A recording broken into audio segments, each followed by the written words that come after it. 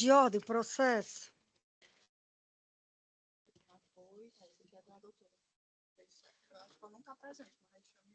Mas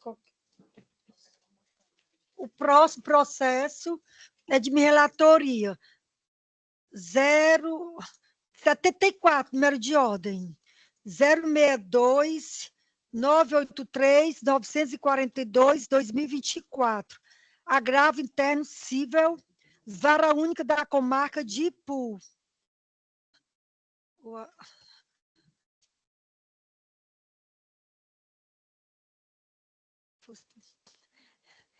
Lorena Furtada Siqueira, advogada da agravada, se encontra? Excelência.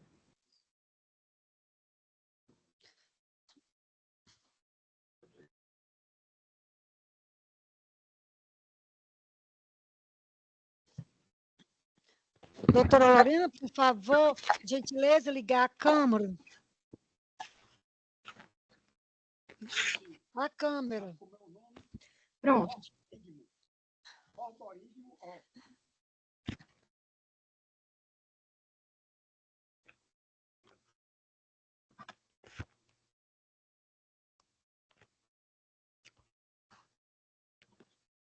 Doutora, pronto? Deu certo? Pronto. Não estou encontrando aqui. Aqui, ela não aparece aqui, já que eu sou relatora. Ah! A senhora está me vendo? Sim. Doutora, nesse processo que eu sou relatora, foi favorável a Conceição Jane Regina Souza Pontes. Isso. O agravo de instrumento foi conhecido e provido, agravo interno prejudicado. Pretende ainda fazer a sustentação, doutora? Não, excelência, eu dispenso, viu? Vou passar a leitura da ementa. Direito de família, agravo de instrumento em ação de reconhecimento e dissolução de união estável, combinado com o pedido de alimentos e divisão de bens. Alimentos instituídos em favor de ex-convivente. Excepcionalidade, necessidade reconhecida. Agravo de instrumento conhecido e provido. Agravo interno prejudicado. Eis como voto.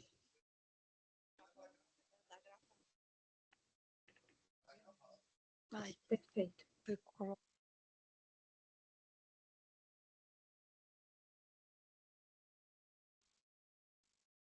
Doutora, como meu voto é provisório e os demais embargadores ainda não votaram, você pode fazer a sustentação oral, porque eu entendi que ela tinha dito que desistia também.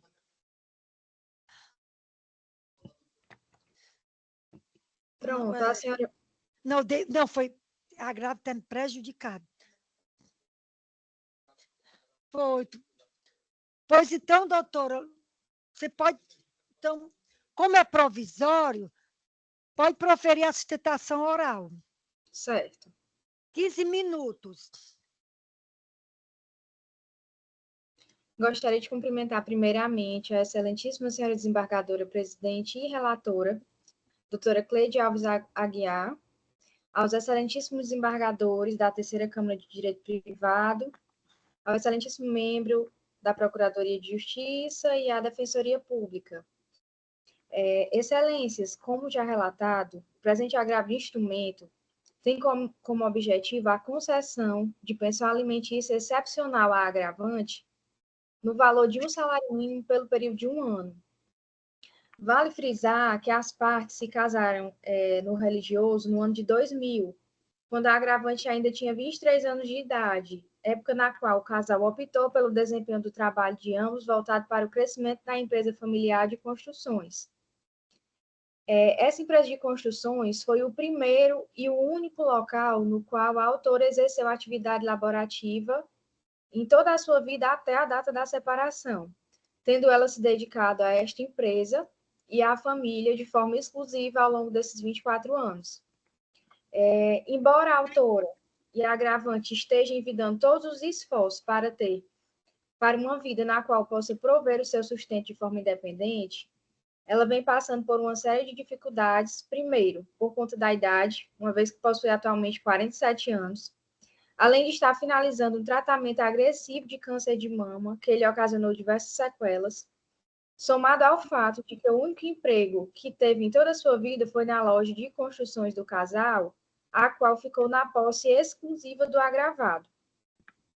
O agravado, por sua vez, é empresário, é um fazendeiro de referência no município de Ipu. Conforme se denota da documentação, ele possui uma fazenda de sua propriedade e outras da propriedade dos seus genitores, nas quais tem 180 cabeças de gado, 345 caprinos, 347 ovinos. Esses dados foram retirados da última fiscalização da ADAGRE, realizada no mês da separação do casal. Além da empresa de construções que a família tem, que tinha ele e a esposa como donos, e do fato de ser do quadro diretivo da Associação do Grêmio Ipuense e candidato eleito a vereador do município de Ipu. Ante a clara dependência da dependência econômica da companheira e da excepcionalidade dos alimentos solicitados apenas pelo período de 1 ano, os quais se destinam a resguardar a subsistência da autora e o seu reingresso no mercado de trabalho, valendo ressaltar que, inclusive, ela se encontra fazendo faculdade para exercer a docência no município de Ipu. Por essas razões, requer a manutenção da decisão proferida no presente agravo de instrumento. É o que requer.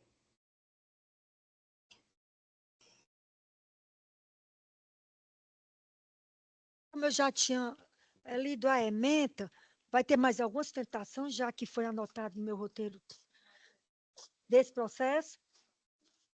Certo. Como já havia lido a ementa, eu vou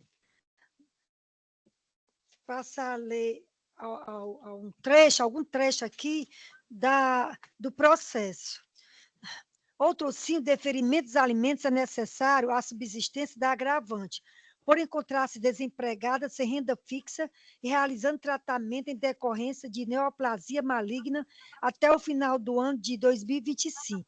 Cumpre destacar que as provas trazidas demonstram que o agravado possui condições de arcar com encargo provisório pleiteado, no valor de um salário mínimo durante 1 ano, para que a agravada possa ter condições de manter suas necessidades básicas até o final da lide.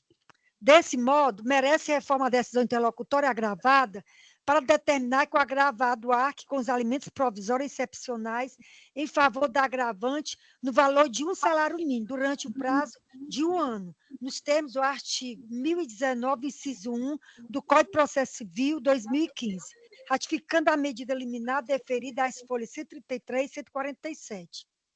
Diante do exposto, conheço do agravo de instrumento para dar-lhe provimento para tornar definitiva a tutela concedida nos termos da decisão de folha 133 e 147. Por fim, em razão do julgamento deste agravo, julgo prejudicado o agravo interno em apenso número 062-983-942, ano 2024, pela perda superveniente do objeto. É como voto, tornando definitivo o voto provisório.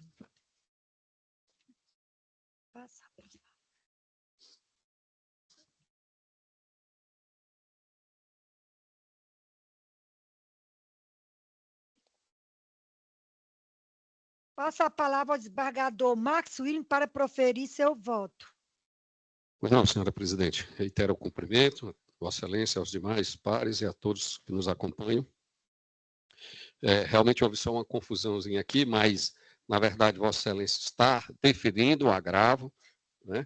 E o agravo de instrumento e dando por prejudicado o agravo de instrumento, o agravo interno, né? Então, realmente, entendo como correto, o voto de Vossa Excelência e o acompanho integralmente. Passa a palavra ao desembargador Paulo de Tarso para proferir seu voto. Também acompanho Vossa Excelência, senhora presidente. Tendo os eminentes julgadores acompanhado o voto de minha relatoria, proclamo o resultado. A Câmara, por unanimidade, entendeu pela prejudicialidade do recurso de agravo interno e conheceu do agravo de instrumento para dar provimento.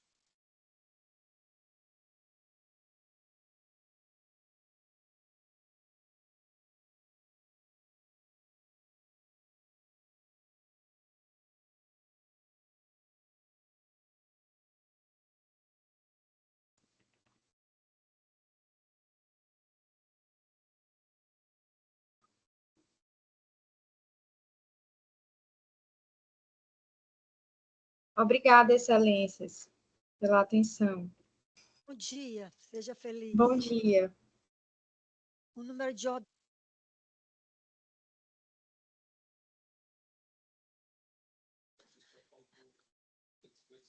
O número de pauta é o 199, relator Francisco Lucídio, Edgar Sérgio Gondinho, advogado apelante, apelação civil, 13ª Vara Civil da Comarca de Fortaleza, 022-107-277, ano 2024.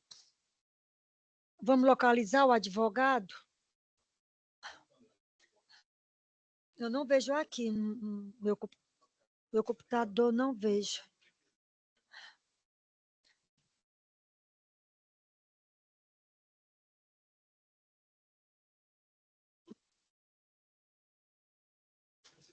Pronto. Doutor Edgar Sérgio, se encontra? Aqui eu não vejo.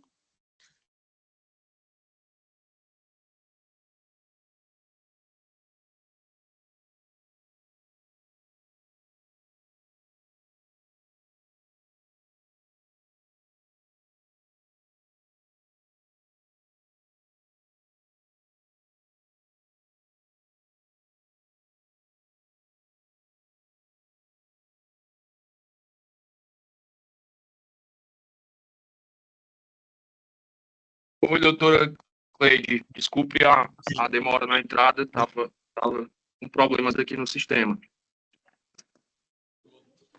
Doutor, só pode acionar a sua câmera, por favor? Já está acionado, doutor. Pronto, agora estou vendo. Eu já falei, apelação civil, eu vou repetir. 022-107-277-2024. Apelação civil, 13ª Vara Civil da Comarca de Fortaleza.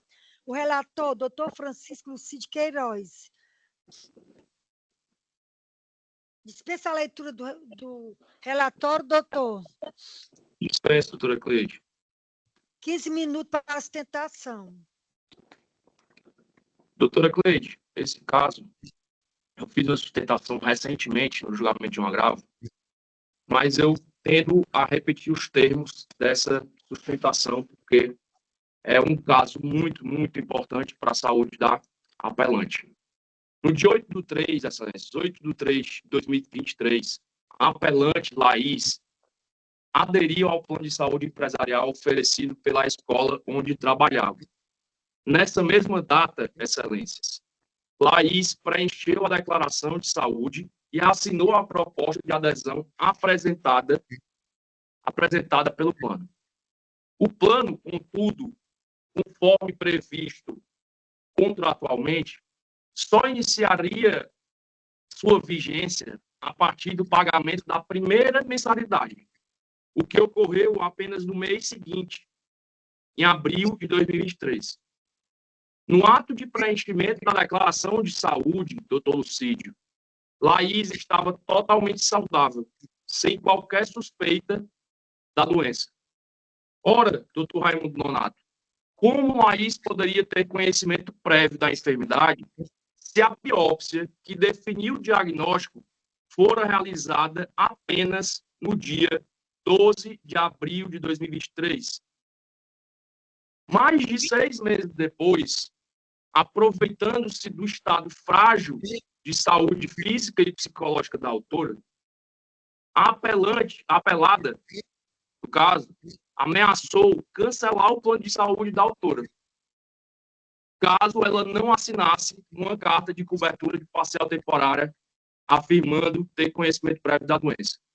Tratou-se, excelências, de vil tentativa da apelada de livrar-se dos custos inerentes ao tratamento da apelante.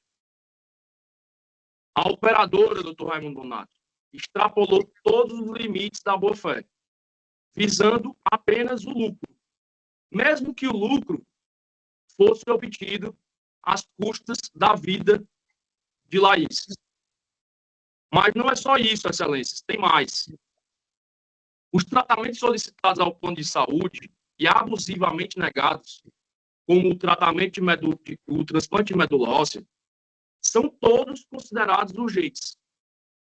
Existem nos autos, doutor Raimundo, 4 laudos médicos informando a urgência dos tratamentos indicados. Assim, conforme expressamente previsto no artigo 12, inciso 5, a linha A, e artigo 35C da Lei de Plano de Saúde, o prazo carencial máximo para os procedimentos considerados urgentes é de apenas 24 horas, e não 24 meses, como quer impor a Livre Saúde.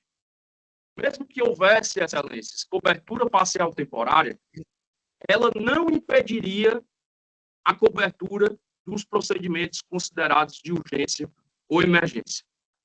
Este é, inclusive, o entendimento já simulado do Superior Tribunal de Justiça, que editou a súmula número 597, que diz: a cláusula contratual de plano de saúde que prevê carência para a utilização dos serviços de assistência médica nas situações de emergência ou de urgência é considerada abusiva se ultrapassado o prazo máximo de 24 horas contados da data da contratação. Já a súmula 609, excelências, do mesmo tribunal, do mesmo Superior Tribunal de Justiça, informa que a recusa de cobertura securitária sob a alegação de doença pré-existente é ilícita se não houve a exigência de exames médicos prévios à contratação ou a demonstração de má-fé do segurado. Aqui, excelências, não houve a solicitação, no caso específico, não houve solicitação de exame médico prévio e, muito de longe, também não houve a demonstração de qualquer má-fé do segurado. Não se pode autorizar, doutor Lucídio, que a operadora de plano de saúde presuma a má-fé da apelante, principalmente quando nos autos existem provas suficientes a demonstrar que o diagnóstico do câncer ocorrer após o início da vigência contratual. Em caso semelhante, a desembargadora Maria de Fátima de Melo Loureiro, em voto extremamente esclarecedor, argumenta, abre aspas, a resolução normativa de número 162 de 2007 da ANS é clara ao dispor que a cobertura parcial temporária somente poderá ser exigida se tal cláusula for prevista de forma expressa no momento da adesão contratual. Além disso, mesmo que não houvesse a exigência da oferta de cobertura parcial temporária, esta não poderia ser imposta ao usuário se este não tivesse prévia ciência desta condição restritiva, em virtude do princípio da informação constante na legislação consumerista e nos artigos 10 e 13 da resolução da ANS. Foi justamente, doutora Cleide, com o intuito de proteger os segurados, que o legislador fez constar nessa lei dos planos de saúde o comando expresso já aqui citado, determinando que o prazo de carência para procedimentos de urgência e emergência é de apenas 24 horas, conforme o artigo 35C da Lei de Plano de Saúde. E é exatamente este, doutora Cleide, aliás, foi para impedir, doutor Lucídio, a reiterada prática de atos abusivos como este, que o legislador trouxe esse dispositivo. E é exatamente esse, doutora Cleide, o papel que esta terceira Câmara de Direito Privado deve exercer, barrando e punindo o cometimento de ato ilícito pela operadora e, consequentemente, possibilitando a luta pela vida de Laís Santos de Carvalho. Além disso, excelência, gostaria de ressaltar que, nessa apelação, foi solicitada a concessão de antecipação da tutela recursal. Porque a autora, Excelências, não pode, de maneira alguma, esperar até o trânsito em julgado desta ação para ter o seu tratamento receitado como urgente, repito. Caso não haja a antecipação dos efeitos da tutela recursal, certamente o direito em questão poderá perecer com a piora do quadro de saúde da autora ou mesmo sua morte. Reitera-se, portanto, a necessidade de que o acórdão que será hoje proferido analise não só o mérito da apelação, mas conceda efeito ativo à mesma, antecipando-se a tutela recursal para obrigar que o plano cubra os tratamentos pleiteados, mormente, transplante de medula óssea, num prazo de 24 horas, sob pena de multa diária de R$ 2.000. Além disso, Excelências, solicita-se aqui que não apenas se declare a ilegalidade da conduta da apelada. É preciso aqui, Excelências, que esta Câmara, como já vem fazendo, é preciso aqui punir a conduta da apelada. É preciso também, igualmente, dissuadir a conduta abusiva do plano de saúde. E a única ferramenta que o judiciário possui é exatamente a condenação em dano moral. Só com a condenação em dano moral é possível fazer com que os planos sintam minimamente, Excelências, a dor que é perder a esperança da cura.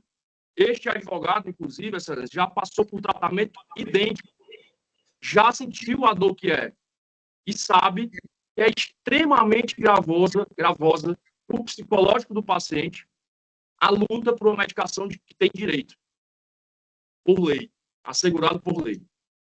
A apelante, Excelência, Laís Santos de Carvalho, continua viva na saga pela cura de um câncer em metástase, mesmo contra a vontade daqueles que visam apenas o lucro.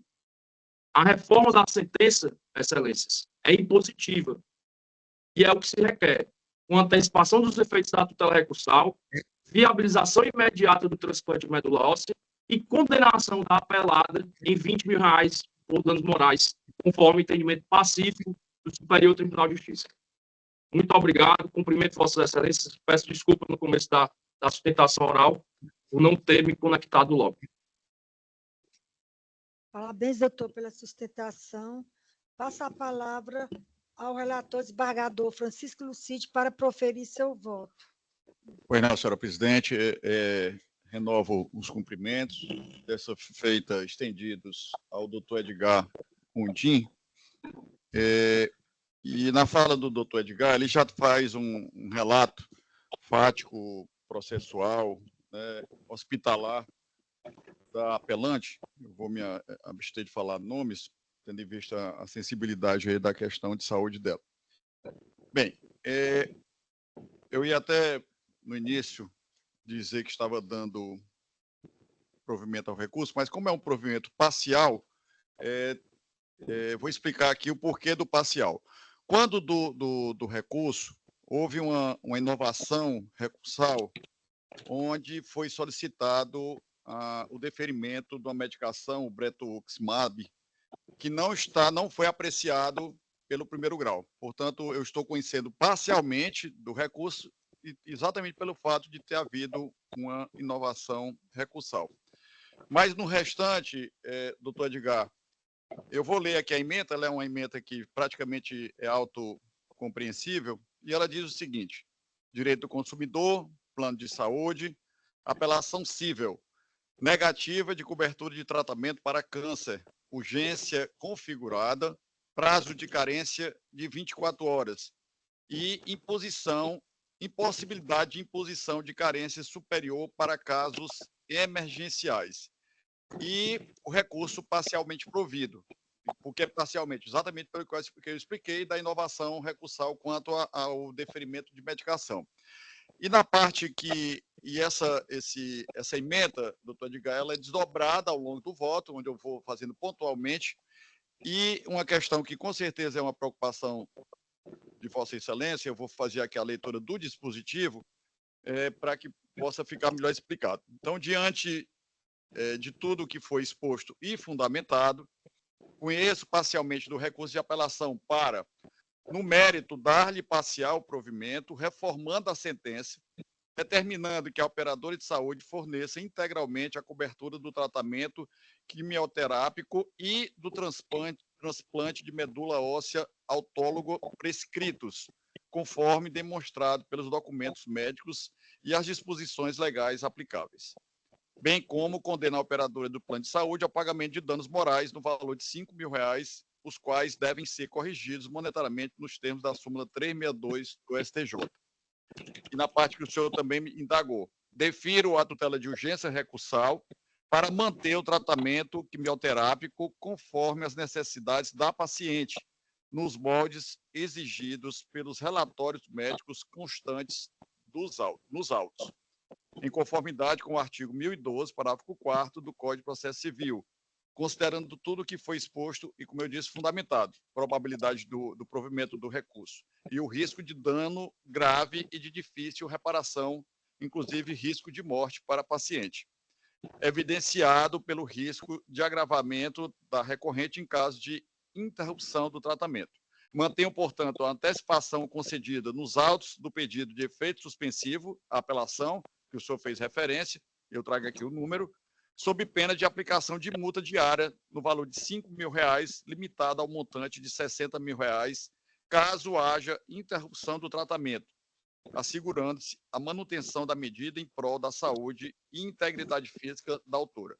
Então, como eu expliquei para Vossa Excelência, o voto traz todas essas, vai dissecando, vai esmiuçando todas essas situações, mas, no resumo, é como eu estou votando. Doutor Lucídio, só uma questão de ordem, se eu puder.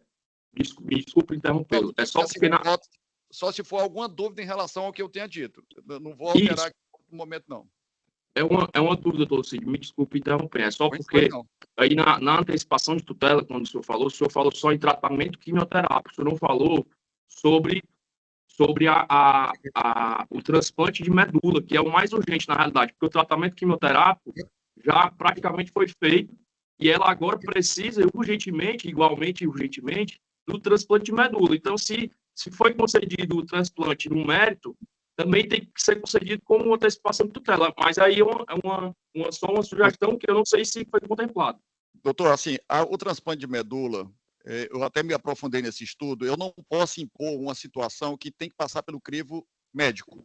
A situação do transplante de medula é, vamos dizer assim, a última possibilidade de tratamento. Isso aí eu posso até reanalisar, mas desde que seja comprovado dessa jeito. No momento, eu vou manter o voto como está. Não, doutor, por favor, eu estou votando, tá certo? Se o senhor tiver algum questionamento, o senhor entra com agravo, alguma coisa. É como eu voto, senhor presidente.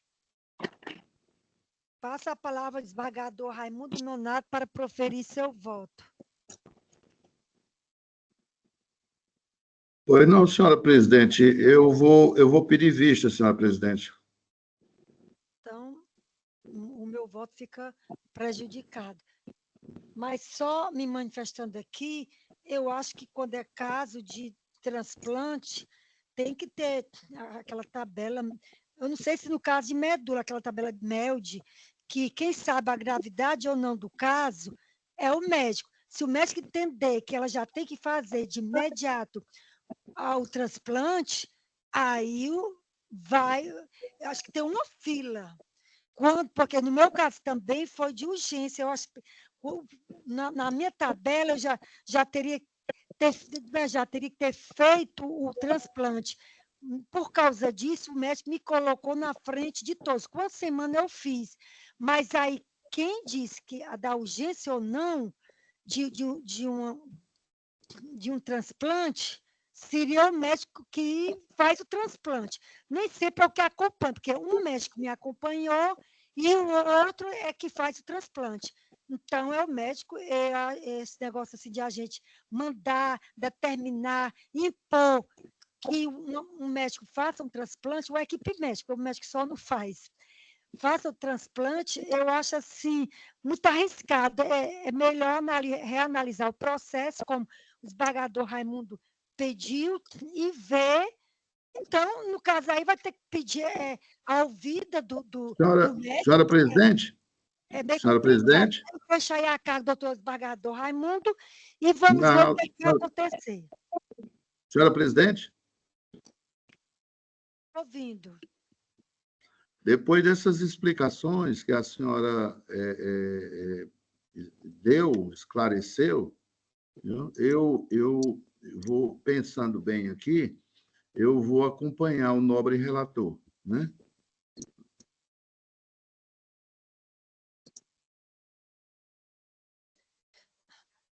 Pronto. Ratificando mais uma vez. Nós não somos capazes de dizer que a paciente tem que fazer o transplante de urgência, aí não temos capacidade, somente o médico é que tem essa capacidade.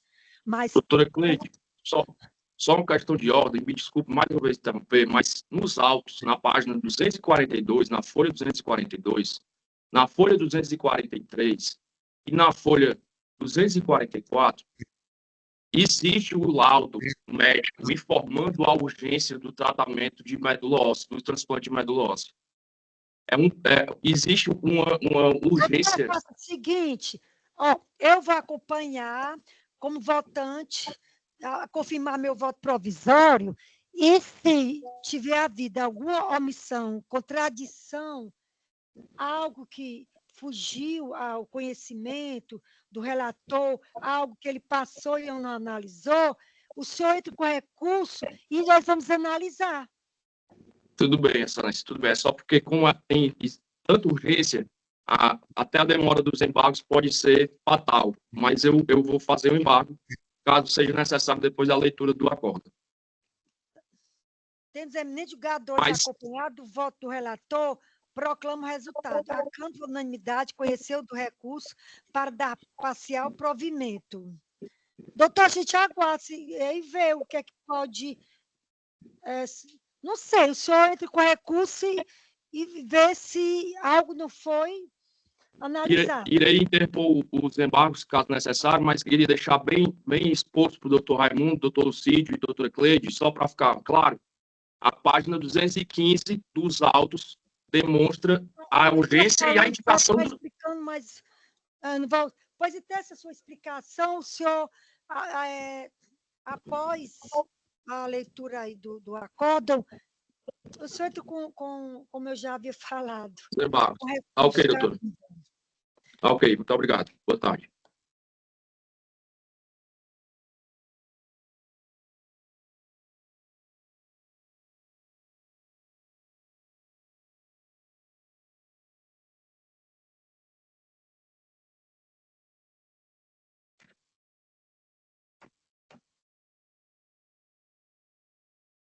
Doutor, vamos próximo de pauta. É o mesmo advogado ou é outro?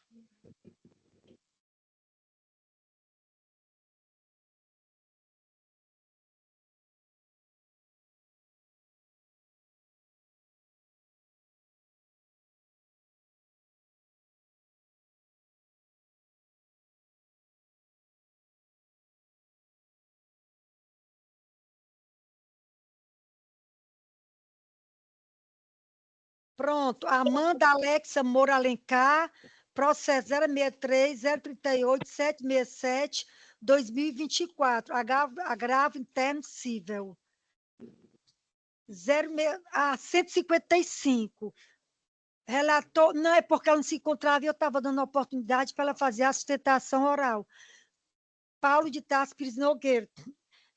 Se encontra, vamos passar, ela não se encontra. Então, terminou já a sustentação oral.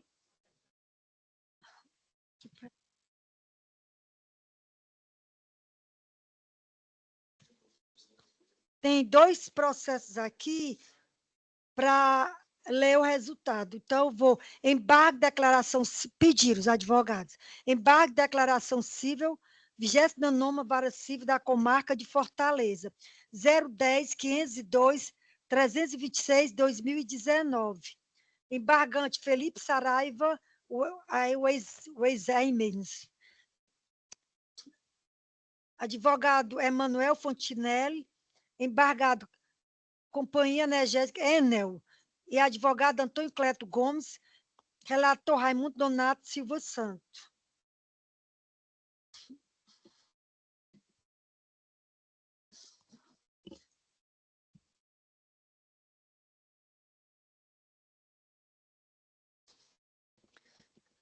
Como os eminentes julgadores acompanharam o voto do relator, proclamo o resultado. A Câmara, por unanimidade, conheceu do recurso para dar provimento. Número de ordem 95. Apelação civil da primeira vara civil da comarca de Baturité, 0008487-14/2016. Relator, desembargador Max William Leite Oliveira. Apelante, Baturité Cap. Advogado, Cláudio Humberto. Apelado, Plan Consultoria Estratégica Eireli. Advogado, Gustavo Nudelman.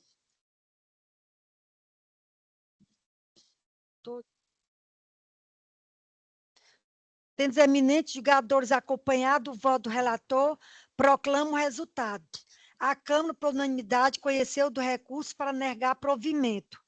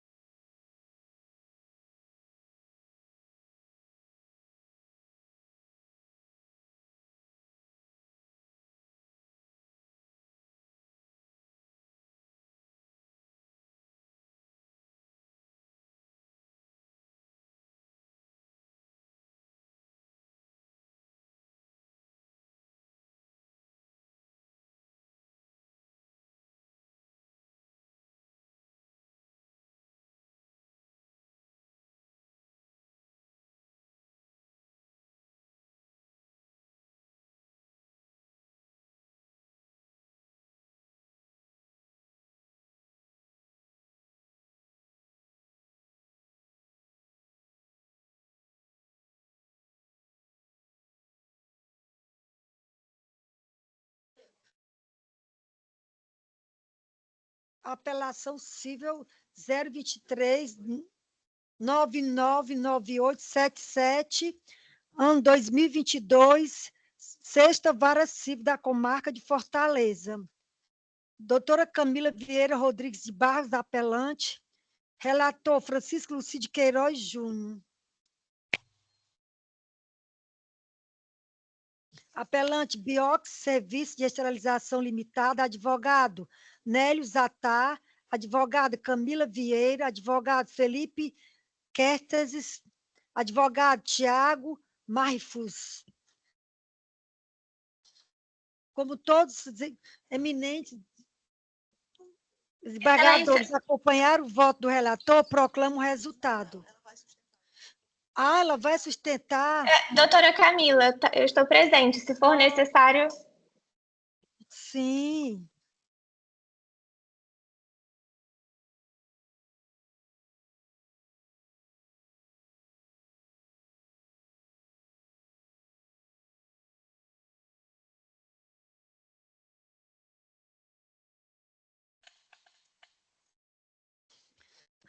Doutora, como os votos são provisórios e Vossa Excelência vai fazer a sustentação, então vamos aguardar, após a sua sustentação, o resultado dos votos. Dispensa a leitura do relatório? Sim, dispensa, Excelência. 15 minutos para a sustentação. Bom dia, excelentes desembargadores. Gostaria de cumprimentar a todos na pessoa da presidente Cleide, o relator Lucídio, membros do Ministério Público.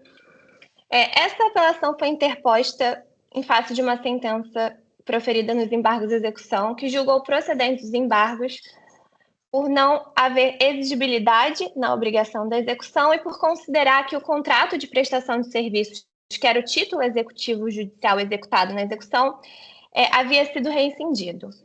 Então, retomando um pouco a discussão para a ação de execução do título executivo extrajudicial, o título que embasou a execução era um contrato devidamente assinado pelas partes e duas testemunhas, na qual a Bioxi, que é a apelante, figurava como contratada do Instituto de Saúde e Gestão Hospitalar para prestar serviços de gestão de central de esterilização médica. Esse contrato possuía um termo inicial de vigência de apenas 3 meses, possuía um valor fixo mensal de 370 mil e possibilitava a prorrogação por meio de termo aditivo. Em relação a esses 3 primeiros meses de prestação de serviços, as notas foram integralmente quitadas, sem qualquer ressalva, sem abertura de sindicância e sem nenhum valor glosado por suposta inexecução parcial de contrato.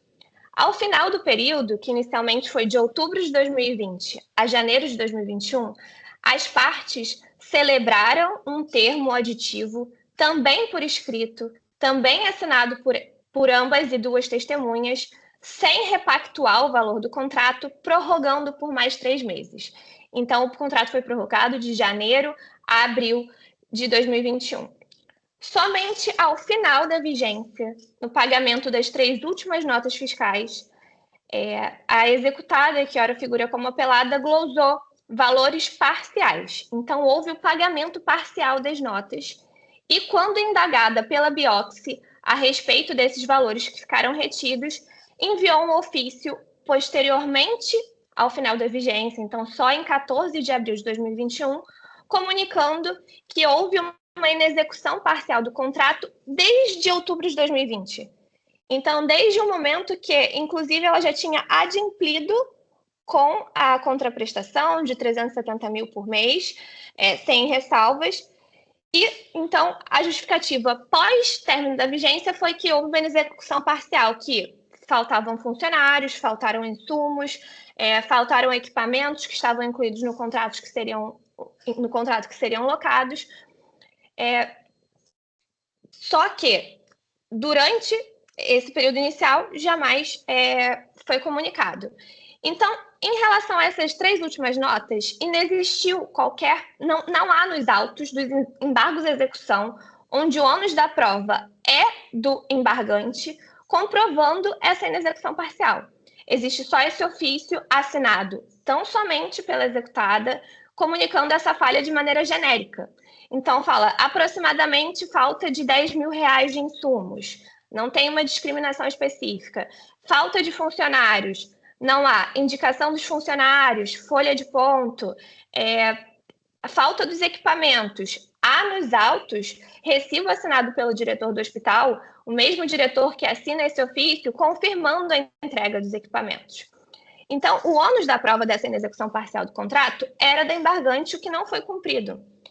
Ocorre que a sentença considerou que o contrato havia sido rescindido em janeiro, ignorando a existência do termo aditivo, e considerou também que a exequente não cumpriu com a cláusula 5ª, que dizia que deveria apresentar certidões de regularidade fiscal, trabalhista, previdenciária, para que fosse exigível a obrigação.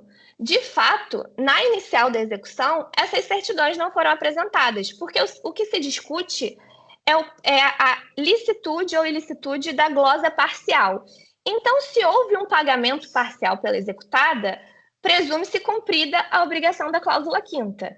Como essa matéria foi suscitada nos embargos de execução, em sede de impugnação aos embargos, a exequente apresentou essas certidões, comprovando que essa não era a irregularidade que impediu o pagamento parcial dessas notas fiscais. Então, o que a gente requer preliminarmente é que seja anulada a sentença por ser extra petita. Nenhuma das partes suscitou rescisão unilateral do contrato em janeiro. Há um aditivo assinado em fevereiro, prorrogando até abril a prestação de serviços. Então, não há como se considerar que a executada queria reincindir em janeiro se assinou em fevereiro. E, no mérito, caso Vossas Excelências entendam pela aplicação da teoria da causa madura, que sejam julgados totalmente improcedentes os embargos à execução, porque a certeza da obrigação é incontroversa a celebração do contrato e do termo aditivo, inclusive a embargante, ora apelada, menciona que é incontroversa a celebração.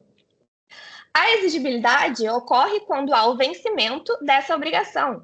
Então, venceu a obrigação, tanto que houve o adimplemento parcial e também não se discute. A liquidez diz respeito ao valor fixo mensal do contrato e ao serviço que também foi prestado pela apelante, a Bioxy, que é de gestão de central de esterilização médica. Se existe inexecução parcial do contrato que justifica a glosa dos valores, isso é matéria de excesso de execução, conforme consta no artigo 917, parágrafo 2º, inciso 4º. Se a exequente está cobrando algo que a contraprestação não foi cumprida, é excesso. Então, não é nula a execução por isso. Será que realmente é aplicar o melhor direito e entender que a exequente, que comprovou tudo o que deveria comprovar para ajuizar a execução, agora terá que se valer de um procedimento mais extenso, como uma ação monitória, uma ação de cobrança, porque a executada, quando entrou com seus embargos de execução, não cumpriu o ônus da prova que lhe cabia, junta apenas um ofício por ela mesma assinada após o término da vigência para justificar o pagamento parcial desses valores. Então, por essas razões, a apelante requer a anulação da sentença por ser extra-petita ao considerar essa rescisão e, no mérito, que sejam julgados improcedentes os embargos à execução. Subsidiariamente, se essa Câmara entender que houve a comprovação dessa inexecução parcial, tem que ser limitado ao período de cobrança das notas fiscais, de fevereiro a abril. Não podem os valores ser glosados desde outubro, se as notas referentes à prestação de serviços de outubro, novembro, dezembro e janeiro foram integralmente quitadas. Então, teria que se reconhecer um excesso tão somente ao período de fevereiro a abril. Então, são essas as considerações, Excelência. Obrigada pelo tempo.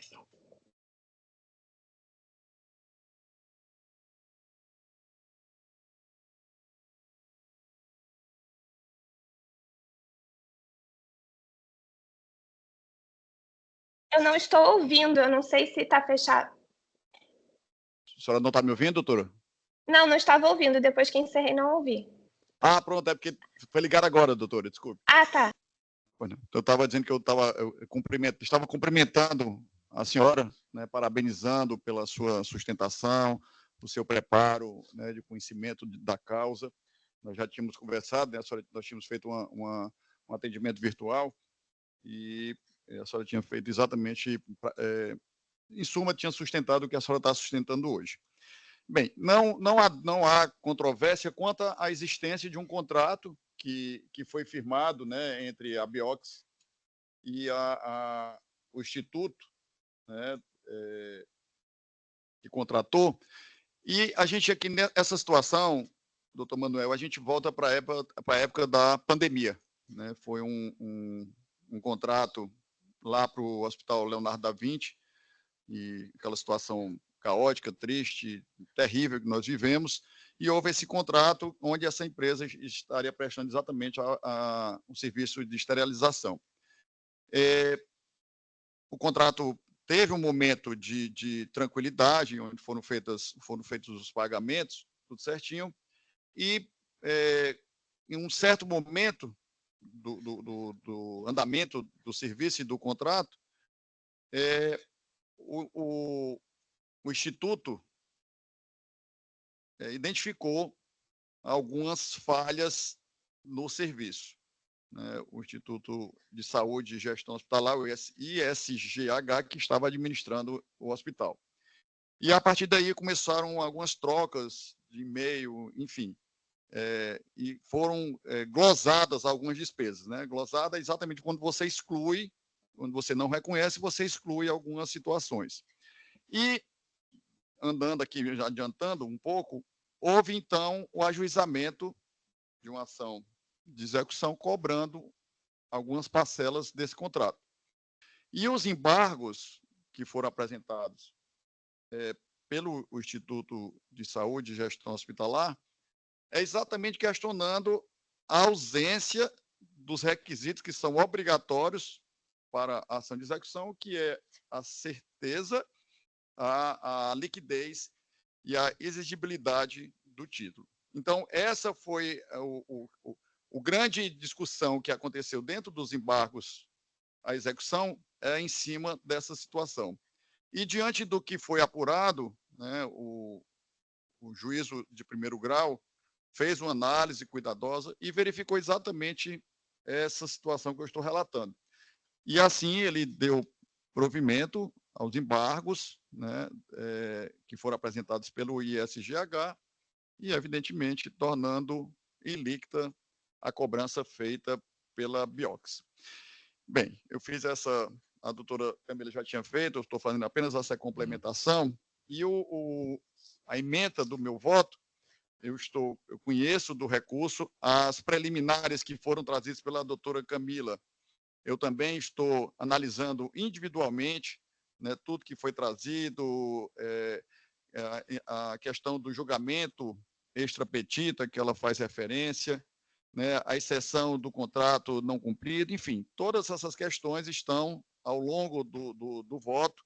É um voto de 14 laudas, onde eu venho exatamente tratando de todas essas situações. E a ementa ficou nos seguintes termos: direito civil e processual civil, apelação cível, embargos à execução, afastada a preliminar de ausência de dialeticidade recursal, não incidência do Código de Defesa do Consumidor, inexistência de julgamento extra-petita, exceção de contrato não cumprido, ausência de prova do adimplemento contratual, sentença mantida, recurso não provido. E na parte dispositiva, diante de tudo que acima foi exposto e fundamentado, com êxito o recurso para, no mérito, negar-lhe provimento, mantendo inalterados todos os termos da sentença combatida. É como eu voto, senhora presidente. Passa a palavra ao desembargador Raimundo Nonato para proferir seu voto. Tá, acompanho o relator, senhora presidente. Eu também ratifico o voto provisório e acompanho o relator. Tendo os eminentes julgadores acompanhado o voto do relator, proclamo o resultado.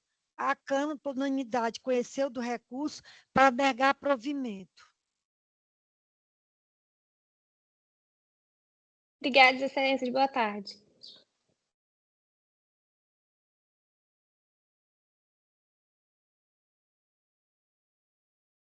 Geraldo Barroso Lima, 111. Marcos William Leite de Oliveira, relator. Processo. Agravo de instrumento. Crato, vara única de família e sucessões da comarca de Crato. 062-783-702-2024. Geraldo Barroso Lima, que vai fazer a sustentação. Estamos aqui, excelência, cidade de Crato. Eu estou aqui no meu computador. Estamos aqui, desligada. Câmara desligada, doutor. Posso começar? Pode, doutor. 15 minutos para a sustentação. Queria Ligar a câmera, né? Porque aqui eu estou vendo quase o rosto dele, mas não dá para ver todo. Aqui eu estou vendo. Está ligado o microfone. Ai, tá ouvindo? Ligada. A senhora está ouvindo bem? Câmera desligada. Ligue a câmera, por gentileza. A câmera também está ligada. Eu não estou visualizando seu rosto. Está ligada a câmera, eu estou ouvindo a senhora, todo mundo aí. Para vocês. Não aparece não, doutor. Não aparece para ninguém aqui. Nenhum desembargador lhe está vendo.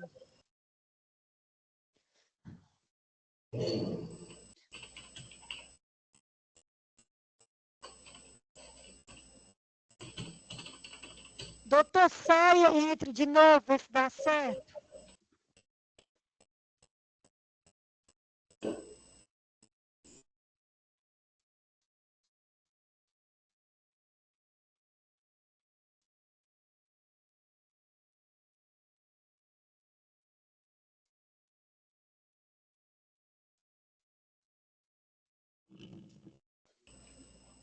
Reingressei. Tá me vendo? Se encontra ainda desligada a câmera. Tá ligada. O áudio dá para lhe ouvir, só não dá para lhe ver.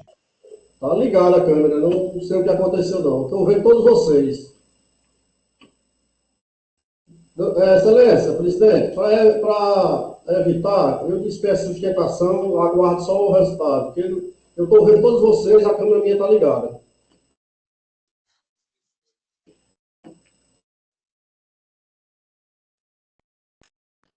Pronto.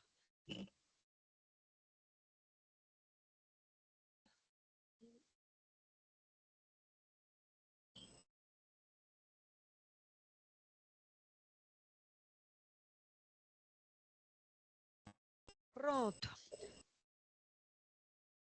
Passa a palavra ao relator para proferir seu voto. Obrigado, senhora. Marcos Williams. Senhora presidente, reitero o cumprimento a todos, de forma especial, cumprimento nessa oportunidade ao advogado, doutor Geraldo Barroso Lima. Passa então a leitura da emenda. É agravo de instrumento interposto por Davi Anderson Ribeiro da Silva, visando reforma de decisão interlocutória proferida em ação de reconhecimento e dissolução de união estável, combinada com alimentos, que fixou alimentos provisórios à filha menor do casal no valor de 40% do salário mínimo. O recorrente alega incapacidade financeira para cumprir a obrigação no valor estabelecido, pleiteando a redução para 28% do salário mínimo. A questão em discussão consiste em verificar se o valor dos alimentos provisórios pode ser reduzido com base na alegação de desemprego do alimentante e na falta de comprovação documental de sua incapacidade financeira para arcar com o valor inicialmente fixado. O dever de sustento dos filhos menores recai sobre ambos os genitores e deve atender o trinômio, necessidade, possibilidade e proporcionalidade, conforme artigo 1694, parágrafo 1º do Código Civil. A alegação de desemprego por parte do alimentante, sem provas adicionais suficientes de sua incapacidade financeira, não é suficiente para justificar a redução do valor fixado, que foi arbitrada em consonância com as necessidades da filha menor. Presumida a carência da menor e diante da ausência de comprovação inequívoca de comprometimento financeiro excessivo para o alimentante, mantém-se o valor da pensão alimentar estabelecida em primeiro grau. Conformidade com os entendimentos consolidados em precedentes que reforçam a necessidade de comprovação cabal das alegações de insuficiência financeira para a revisão dos alimentos provisórios. Portanto, decido o agravo de instrumento conhecido e desprovido. É como voto, senhora presidente.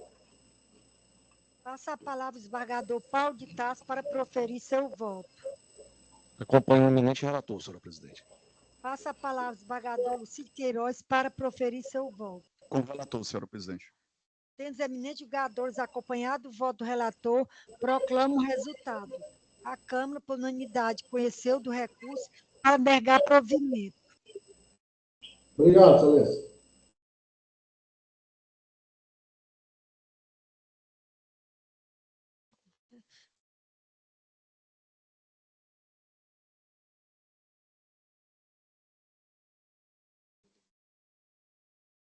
Pronto.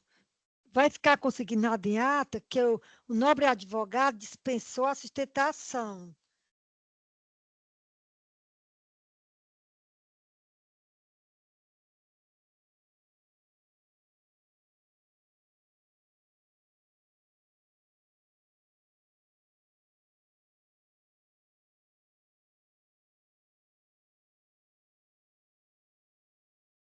Vamos agora para os processos que estão pendentes de votações. O número 108, apelação civil da comarca de Acopiara, 020-2507-78-2024. Relator Marcos Lei de Oliveira. Estou faltando votar. Não, eu vou passar o voto para o relator. Você vai confirmar o voto provisório? Sim, confirmo, senhora presidente. O desembargador Paulo de Tarso também vai confirmar o voto provisório? Confirmo, senhora presidente. Desembargador Lucídio para proferir o voto. Pois não, senhora presidente. Eu até tinha avisado ao desembargador Marcos William que eu iria deixar para votar aqui na sessão, esse processo, eu vou só voltar aqui um pouquinho. Até então, eu estava tendo um posicionamento nesses casos em que o juiz, vislumbrando possível demanda predatória, ele estava baixando baixando não, estava exarando um despacho, vamos dizer assim, provisório, determinando que a parte comparecesse até o fórum, levando documentação e outras situações, outros documentos que ele entendia necessário. No caso aqui, se eu não vou falar o nome dessa senhora, ela tem 12 ações iguais a essa, de demandas consideradas demandas predatórias. O juiz, isso eu estou falando só no município que já foi falado pelo relator.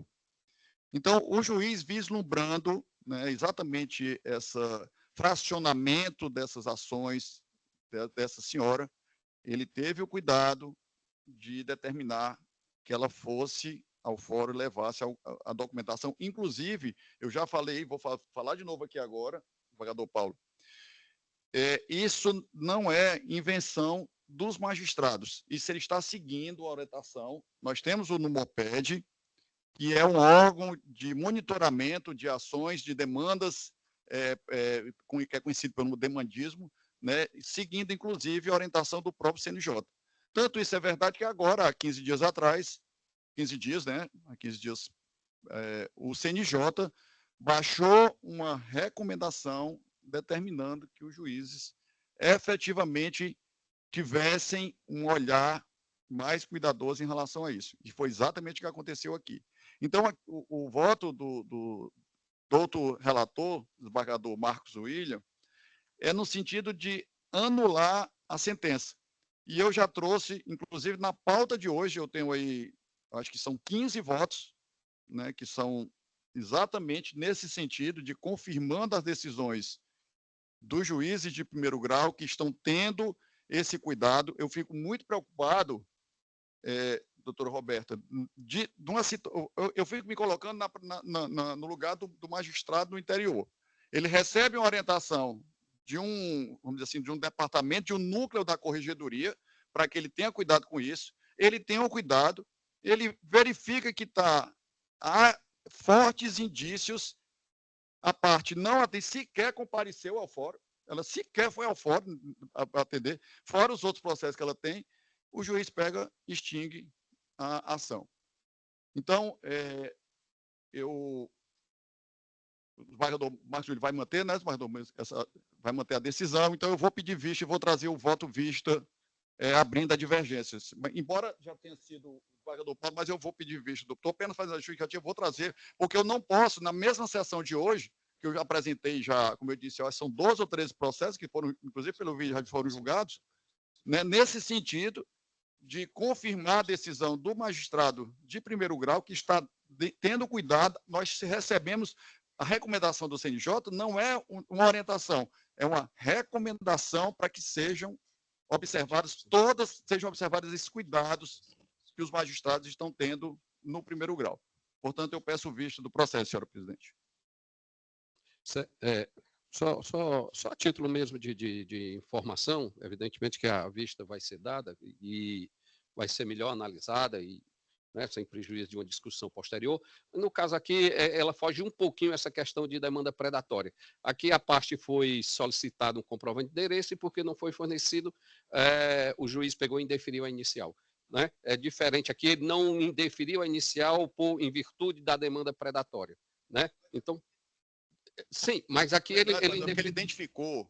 Eu tive cuidado, eu abri, eu entrei pelo ESAGE e coloquei o nome dessa senhora e encontrei lá todas e saí abrindo uma a uma. Sim. É exatamente isso, foi um fracionamento, porque é muito fácil.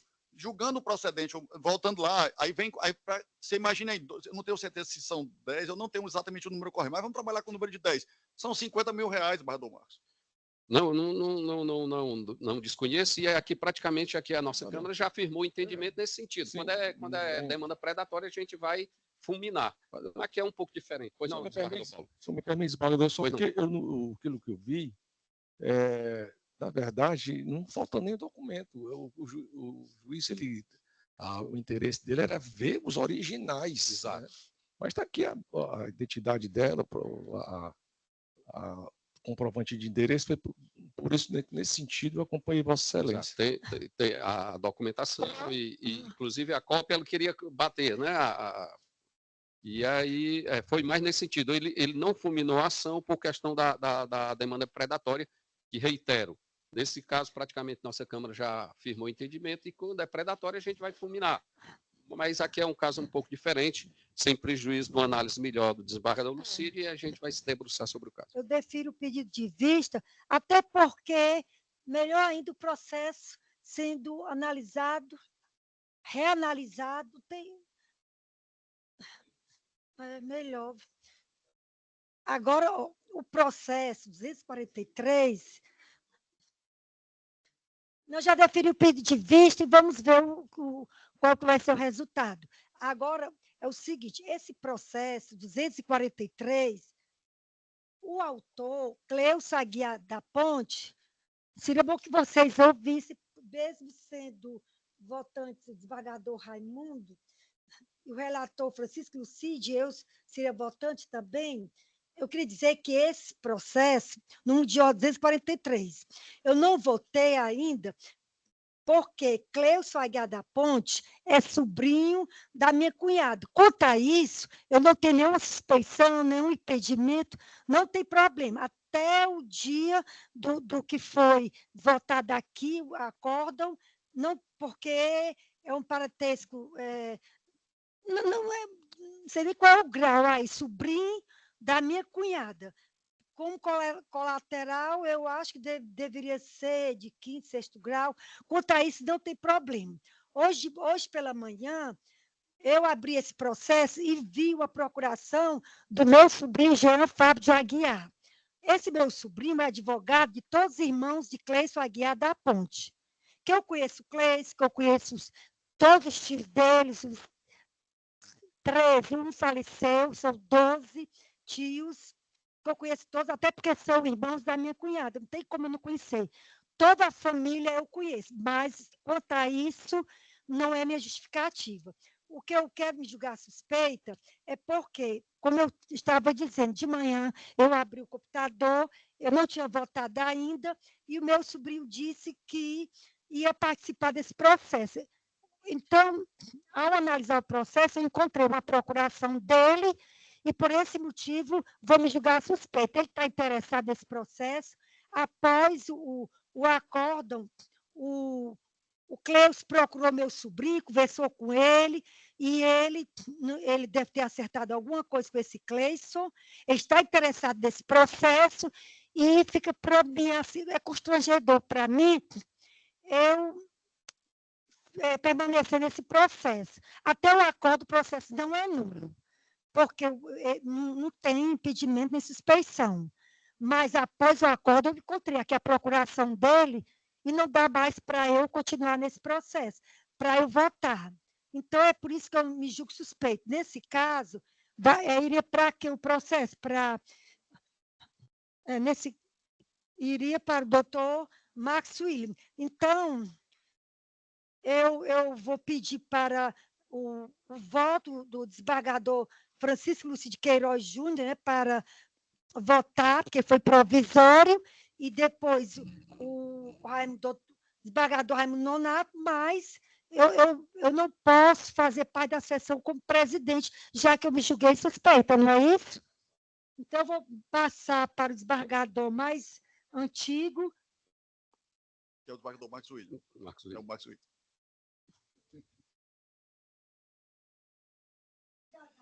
É impedimento, senhor presidente.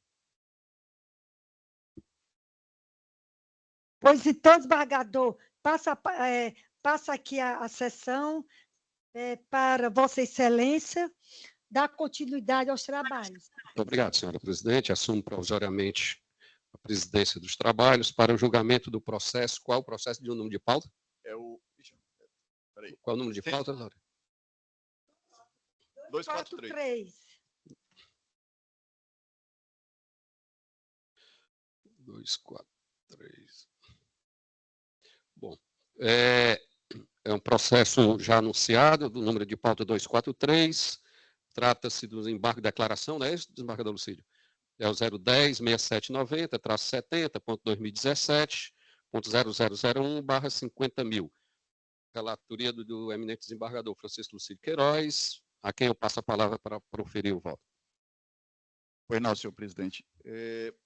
Como Vossa Excelência já anunciou, se trata de uma peça de embargos de declaração, onde o embargante ele traz uma questão, seria uma nulidade, né, que teria ocorrido nos trabalhos da Terceira Câmara de Direito Privado, quando não teria sido observado o intervalo de 5 dias entre a publicação da... doutora Lorena, me ajude, publicado Diário. no diário, a publicação no Diário de Justiça e a realização, a efetiva realização da sessão da Terceira Câmara. Eu analisei o que está sendo trazido nos embargos de declaração e nós temos um princípio que ele é... Hoje a gente deve usar muito a linguagem simples, mas essa é mundialmente utilizado, né? O princípio de pas de nullité sans griffe é um princípio do direito francês que fala que a nulidade só poderá e só deverá ser reconhecida quando há realmente um prejuízo para a parte. E o que ele sustenta é que teria... é só a questão do intervalo. Não houve em nenhum momento a impossibilidade de sustentação oral por parte dele, não houve nada disso. É só essa questão do prazo. Aí eu estava até conversando aqui com o desembargador Paulo, a gente precisa estar muito atento a essa situação, porque dependendo do resultado desse julgamento, desses embargos, nós vamos ter que anular todos os julgamentos que aconteceram no dia. Porque se nós vamos reconhecer, eu estou demonstrando aqui no meu voto que não houve nenhum prejuízo à parte. Não houve. Ah, não, eu não pude comparecer porque eu estava viajando e eu tinha calculado o dia tal. Não, foi disponibilidade, foi possível a sustentação oral, não houve. Né? Então, assim, eu estou trazendo aqui o meu voto, né? A emenda ficou no seguinte termo: direito processual civil, embargo de declaração, nulidade da sessão de julgamento, cesseamento de defesa, ausência de prejuízo, observância exatamente ao princípio pas de nullité sans griffe. Então, inexistência de vícios, rediscussão do mérito, a partir dele o que ele quer, e, portanto, recurso desprovido. E eu venho trazendo... Agora, como Vossa Excelência não pôde se debruçar sobre o processo, desembargador Marcos William, não sei se seria o caso do senhor examinar com mais calma, pedir vista desse processo, e assim o senhor... Inclusive, tem uma aqui no nosso chat, o desembargador Raimundo Nonato já tinha anunciado aqui que iria pedir vista do processo, mas, é evidente, para vista, eu primeiro teria que anunciar o meu voto. Então, nesses termos, desembargador presidente. Agradeço o desembargador Lucídio. Passa a palavra ao desembargador Raimundo Nonato para proferir o voto.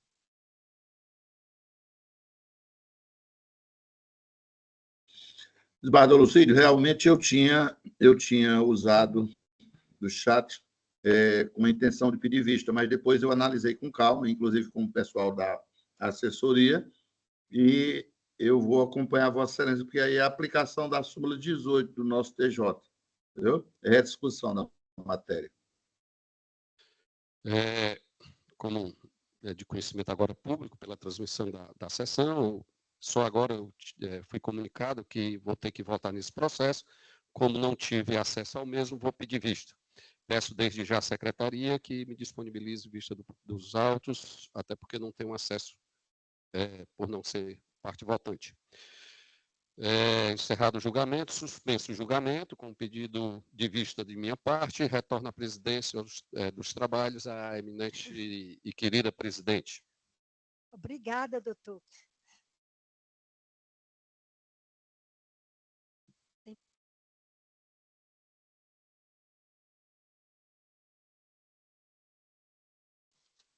Como não há mais nenhuma sustentação oral, nem leitura de processo, de ementa, então vamos apreciar os processos da pauta que ainda não foram votados. já foi se não tem, não há ainda nenhum processo a ser votado. Então, os embargadores confirmam os votos provisórios. Confirme, senhora presidente, todos os votos. Doutor Paulo, Confirmo todos. O embargador Raimundo também confirma. Confirmo, senhora Também presidente, confirmo todos os os votos votos como provisórios. relator e como vogal. E acompanha os relatores nos votos provisórios. Eu também, senhora presidente.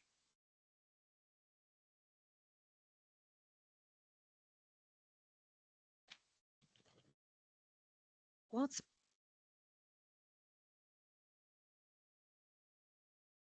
Foram.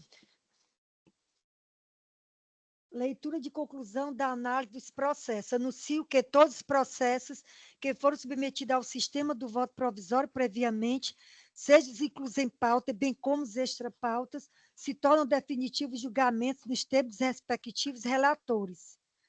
Agora, se alguém quiser se manifestar, dou por encerrada a sessão, se não houver nenhuma manifestação.